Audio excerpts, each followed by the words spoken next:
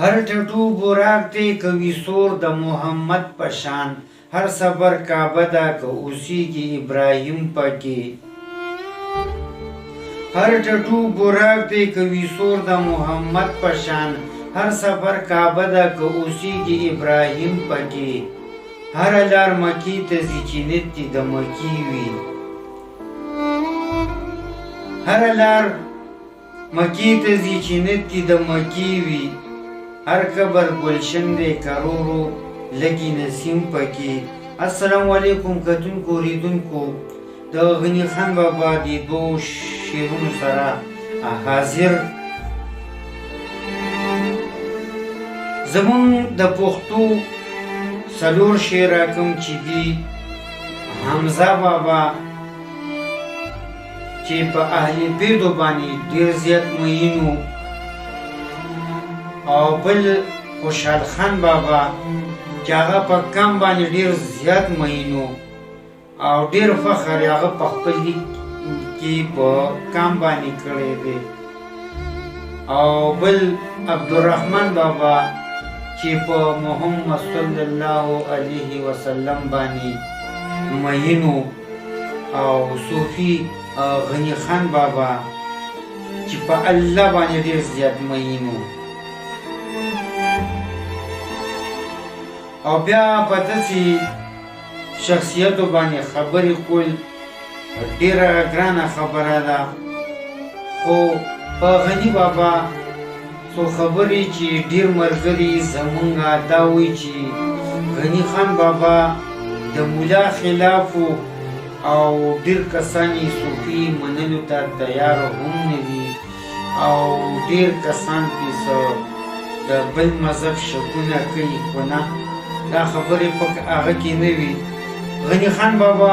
ټول عمر د ښو خلکو سره ناسته پاسته کړې ده عالمانو سره یې ناسته کړې ده هغې سره یې ملګرتیا کړې ده انجینرانو سره هغه د هوښیارو او درنو خلکو سره ناسته پاسته کړې ده غني خان بابا چې کوم دی هغه هېڅ کلم د مولا خلاف شوی نه دی خو هغه په هر ټایم باندې رښتیا ویلي دي او د هېڅ چا نه نه دی یارېدلی که هغه انجینر دی که هغه د هر قوم واله دی که هر خاندان واله دی او بچه کې څه وو په هغه باندې هغه لیک کړی دی هغه د هېڅ چا نه نه دی یارېدلی غني بابا کې او په مولا کې فرق صرف دومره دی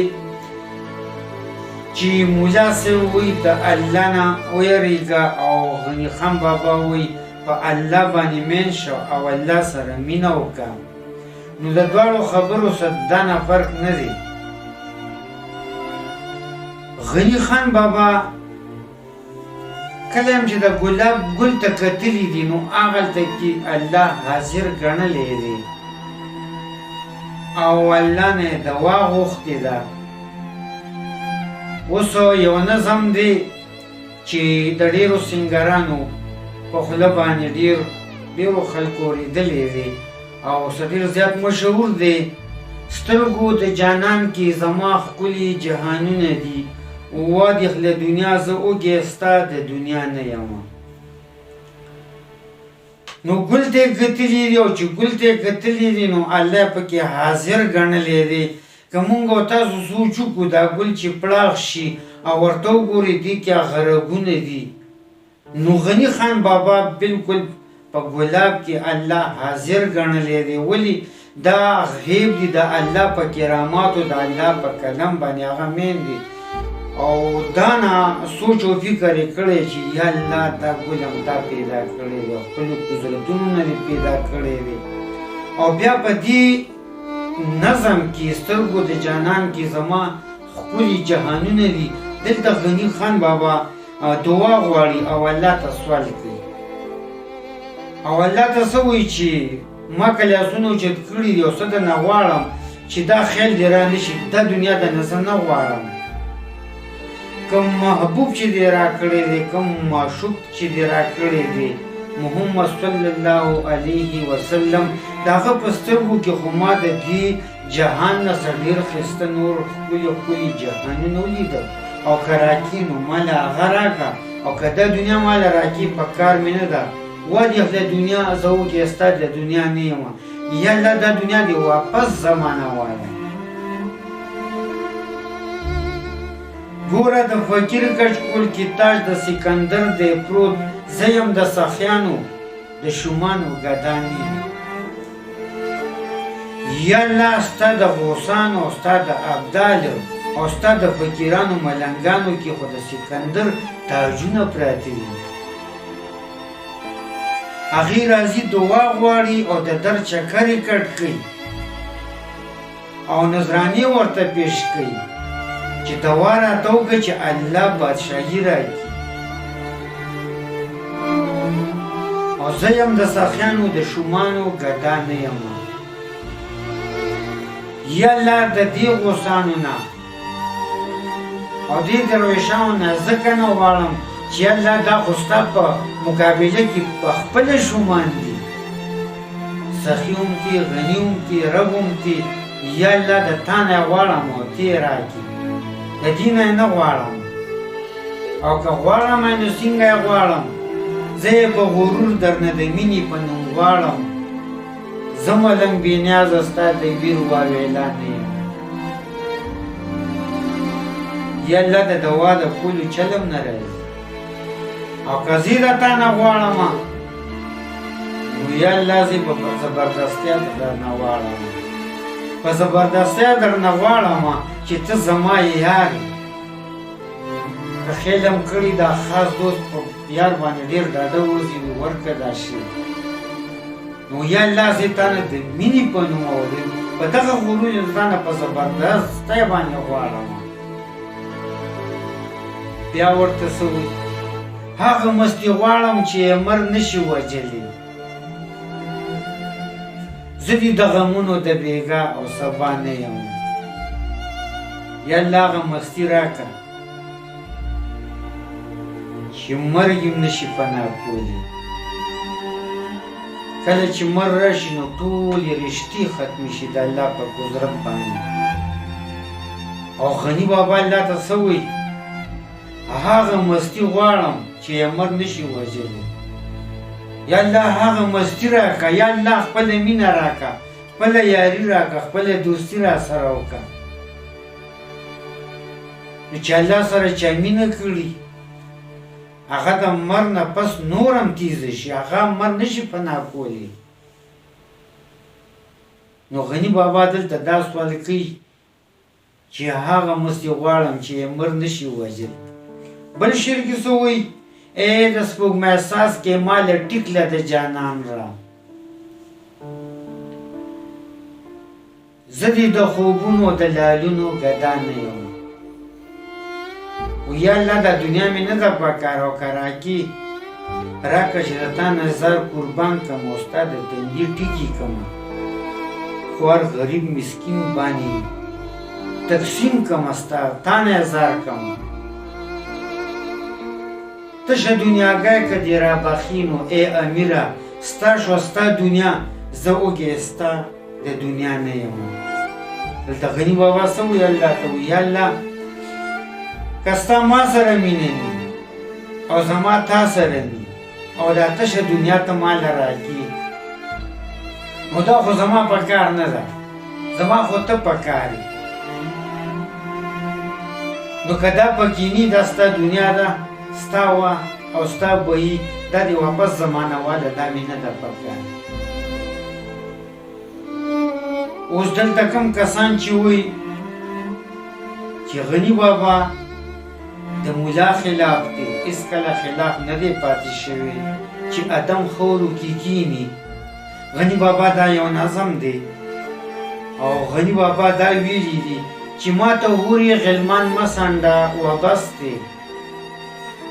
ما ته هورې او غلمان مه سنډه وبس دی په والله که بې له تا مې په چاکر شي یا الله ستا هورې غلمان شراب کباب جنت مې نه دی پکار یا الله ستا دیدار مې پکار دی ته مې پکار او ستا رضا مې پکار ده او که خیل وکړو نو اوسې روزه خو به هر چا لګولي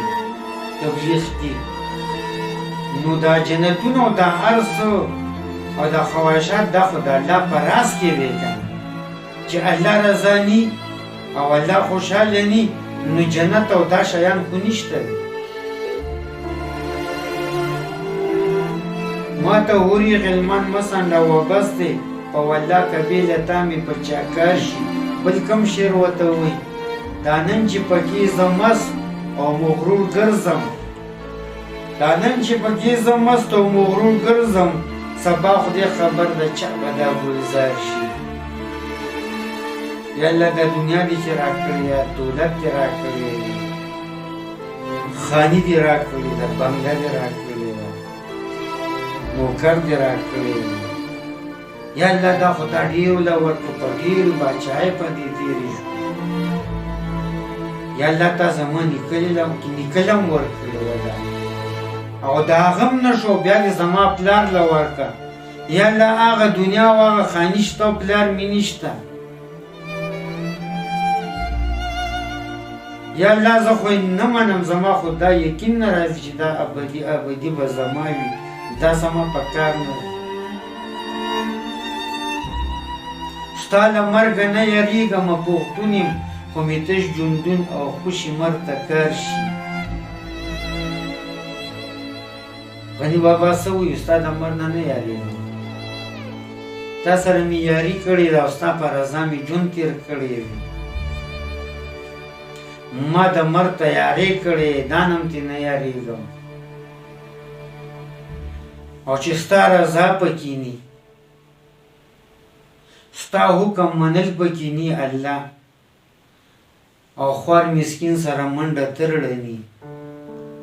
نو دا ژوند به څه وي او بیا به دا مرګ څه وي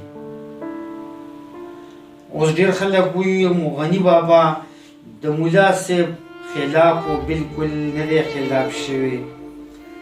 په یو بل نظم کې وایي ملا جان چې په جنت کې حورې پنډې دي دې کې درته یو شعر وایم په هغې درته خبره کوم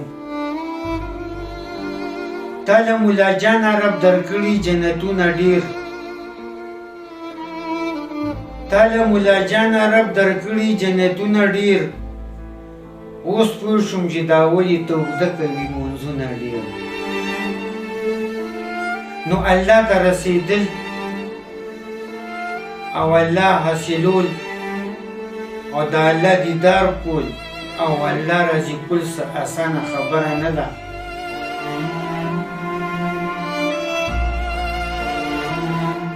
مونځ او دس هم په ژمي کې ګران کار دی هم په اوړي کې مولا صاحب ته وایي چې زمون د ټولې شپې عبادت نه ستا خوب بهتر دی په سنت طریقه دی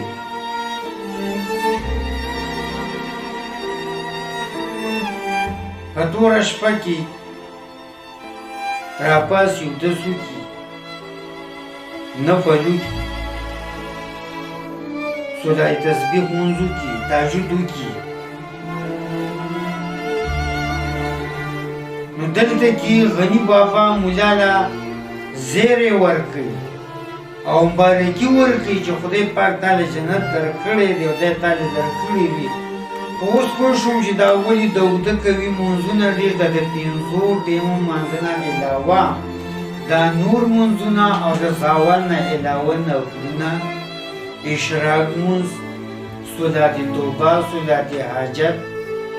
چاس مونځ ماښام اوابین مونځ دا مولا جان له زیری ورکړی دی چې الله درکړي دي او الله ته رسېدل اسانه خبره نه ده غرونه شته جواري شته سیندونه شته غني پکې شته دوزان پکې شته الله راضي کول ډېره ګرانه خبره ده دلته کې غني بابا مولا صاحب له زیری ورکړی دی او مبارکي ولا په جنت ورکړې ده چې تا د خدای حکمونه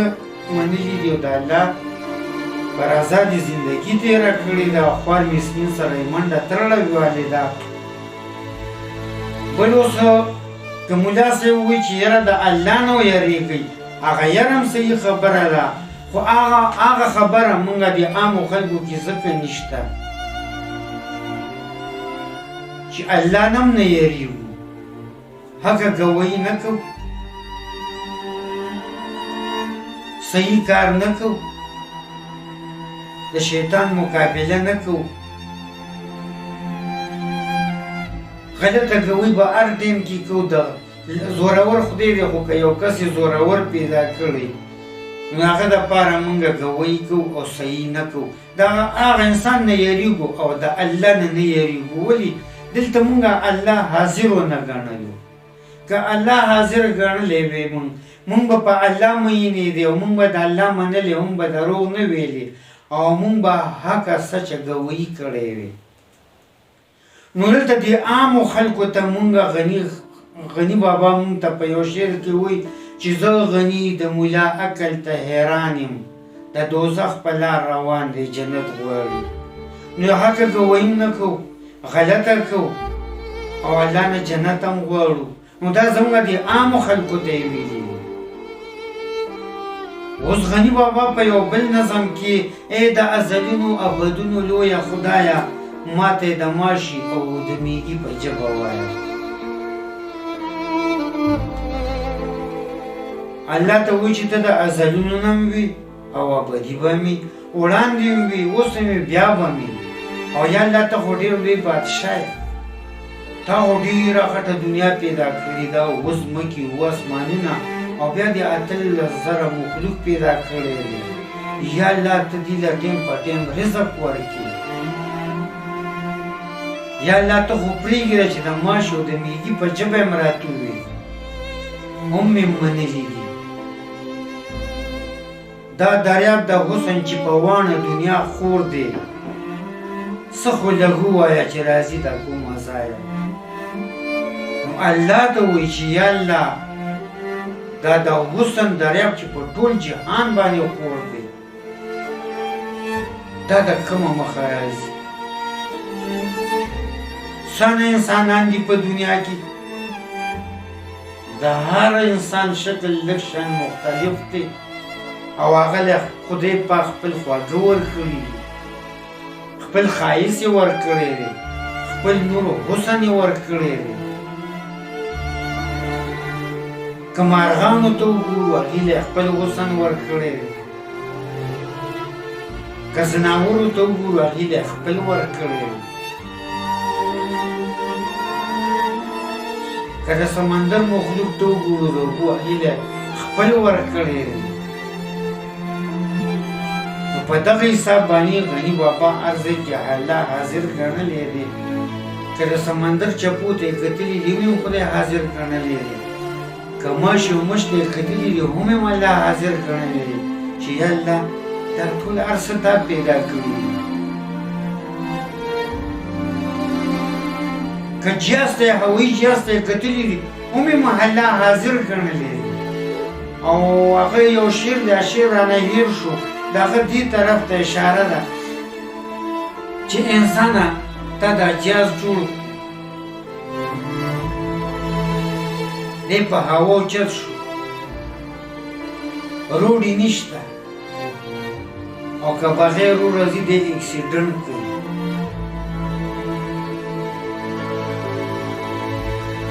خو دغه انسان ته یې ویلي چې تا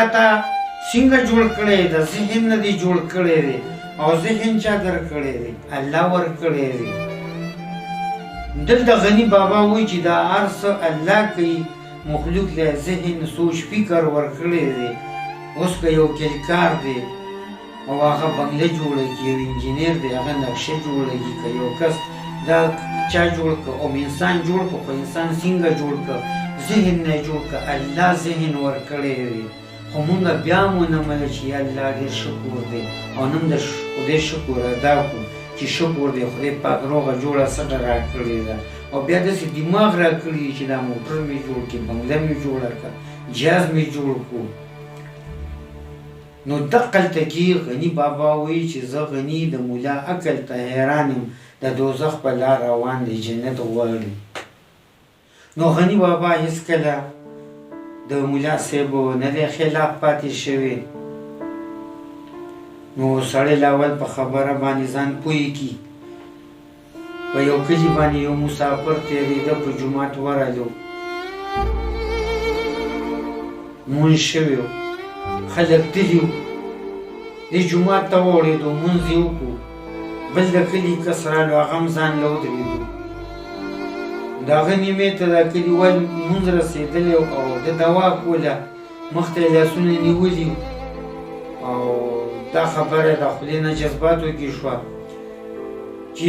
نه مې ته ربې او نه دې زه بنده یم. دغه رنګ دوا یې کوله. نو کلیواله چې دی دا خبرې اورېدلي دي، د جومات نه وته یې کلیواله راغونډ کړي چې یو مسافر راغلی دی او په ګډو وډو سر دی. چې هغه راغلي یې کلیواله مسافر راټینګ کړی چې دا ته څه وې او دا څه دې ویل، چې ښې تنګې نه راوستی دی. مسافر ورته ووایي چې ما پوه کړئ چې ما څه ویلي. بیا ورته هغه کلي کوم کس چې ولاړ و خبرې اورېدلي، ویل تا په دوا کې ویلي چې نه مې رب او نه دې بنده یم. نو کلیواله ته یې ویلي دې مسافر چې ما پسې تاسو راوستی، ده به ما نه تپوس کړی و. زه خو د خپل نفس سره په جګړه وم، زه د خپل نفس سره په جګړه وم چې ته نه زما رب او نه زه ستا بنده یم. نو سړی په خبره باندې ځان پوهېږي چې ما سره په مارکېټ کې یو ملګری و، نو زه د غني بابا کلامونه ډېر زیات ویم. نو ما ته وایي چې یاره د غني بابا ته دا کلامونه مه وایه، دا څه ډېر ګډوډ سړی دی. نو ما ورته د رحمان بابا یو شعر شروع کړو: هوښیار مه ګڼه هوښیار د دې دنیا، بې وقوف دی وقوفدار د دې دنیا. نو ما ته وایي چې نه کنه دریاب صاحب ګورو دا د غني خان شعر دی او دا ډېر ګډوډ دی او دا دی د رحمان بابا.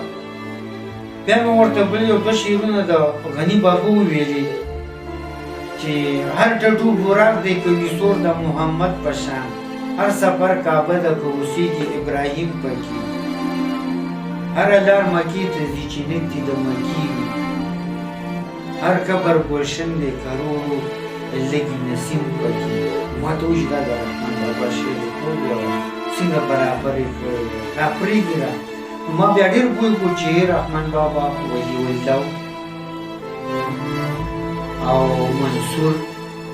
سقراط، غني بابا، خیام، دا کوم کسان چې وو دا د الله ازبرګانو، دا صوفیانو، لکه ډېر صوفیان شته هم په دې ښه خلکو باندې دنیا آباده ده. خو خبره دا ده چې ډېر کم ښکاره شوي دي او هر یو نه دی ښکاره شوي. صوفیان ډېر دي خو څوک ښکاره دي او څوک نه، خو ډېر کم ښکاره شوي دي. نو خیر سړی په ځان په خبره پوه کړي، خبرو وکړي، هسې ځان ګناهګارو نه دي په کار. تاسو نه اجازت غواړو، په دې الله م سپارمه. ښه ده و اباده، وختونه مو په خیر.